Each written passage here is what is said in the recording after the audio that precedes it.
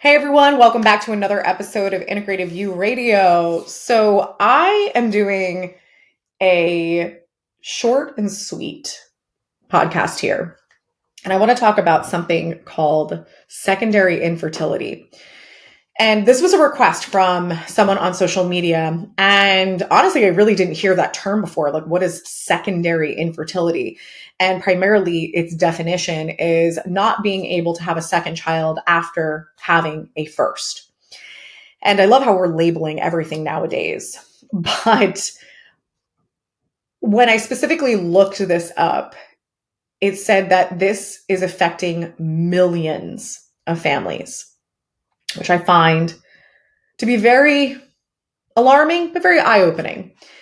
And so I'm not here right now to talk about the chemistry and the all the physical reasons why this can happen. Because one, you birthed a baby. So it's possible.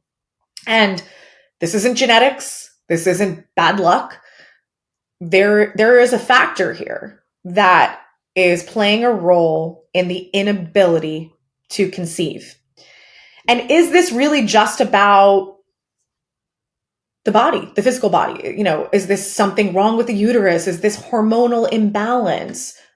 Maybe. But what's the root of it?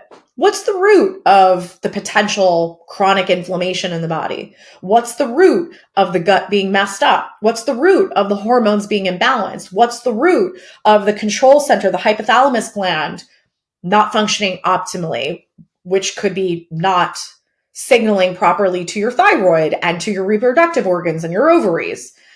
So, what is the root of those things? So I'm here to invite you to the idea that your chemistry is being affected by your mind. And I say this because we're living in a real weird world right now. There has been so many things that has created chronic stress across the globe. And I will say that the chronic stress and the chronic fear that happened specifically in America just from 2020, that now continues to happen because it's one thing after another.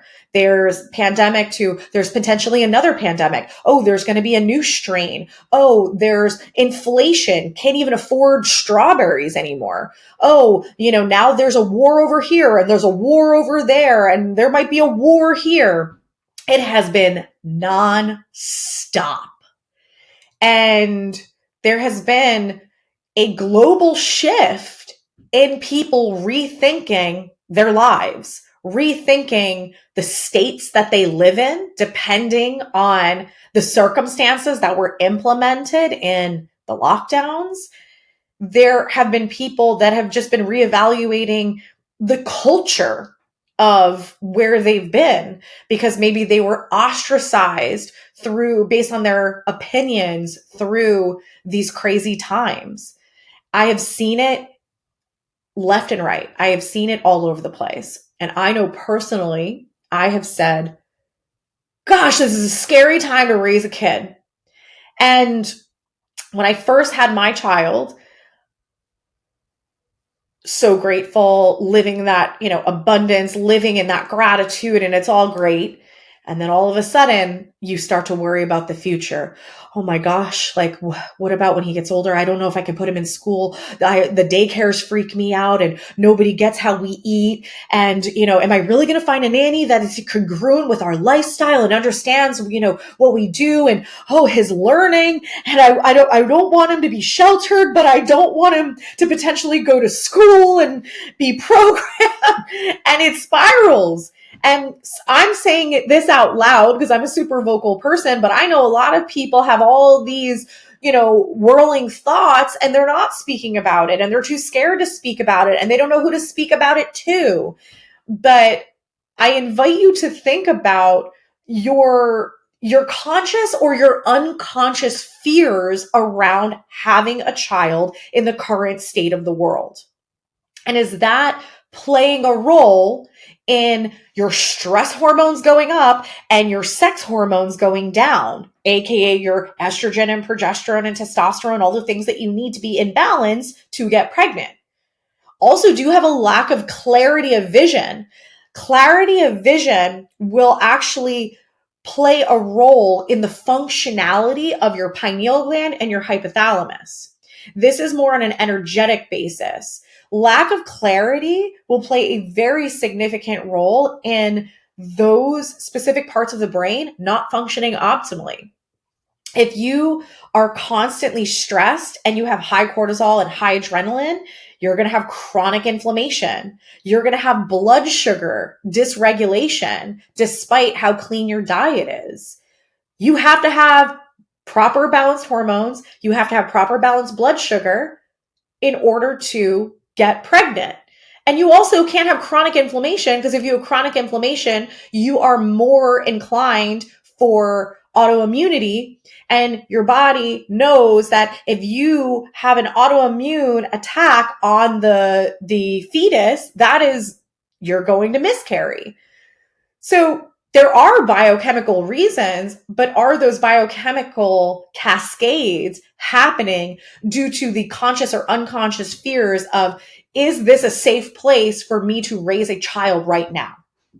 And especially if your first pregnancy, you were told that you were high risk. You were told that the baby's not growing. You had a really traumatic birth and you're super scared to have that happen again. You were told your baby had heart issues and got rushed into surgery and you didn't get to bond with your baby for a week. Like, these things are happening left and right.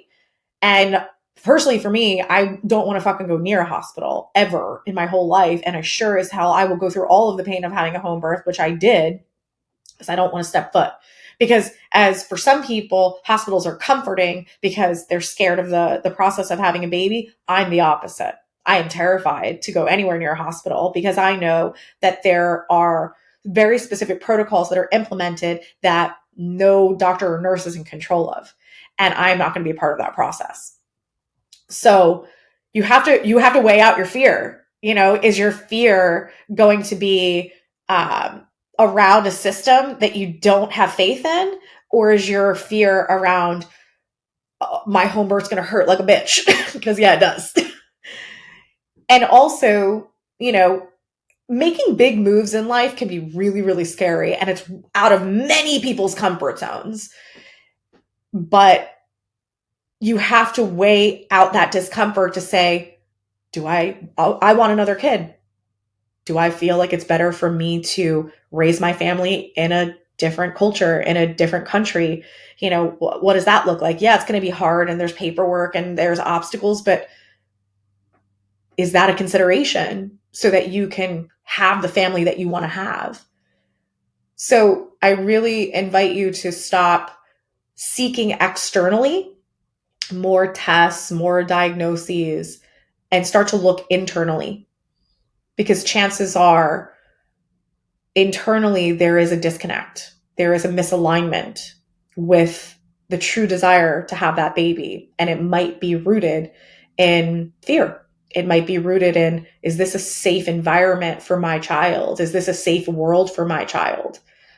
And if you can figure out what your plan is to create or put yourself in the position that you can create the future for your family, chances are you'll get pregnant again. This is my opinion, but it's also because I've worked with many women with infertility. They didn't come to me for that. It was just part of the health history intake. And when we started to get to the root of what was happening in their mind, from the stressors, the not feeling safe, not feeling secure, anxious, scared of the future, didn't have clarity on the future, work on that, work on balancing the biochemistry. And they're like, hey, surprise, I'm pregnant. And it's not because we focused on their hormones. It was because we removed the roadblocks. And those roadblocks, it's not just about supplements, diet, anything like that. This is about clearing the crap in your mind, collapsing the shit that's holding you back, and creating a vision for the future that is truly in alignment with you and your family.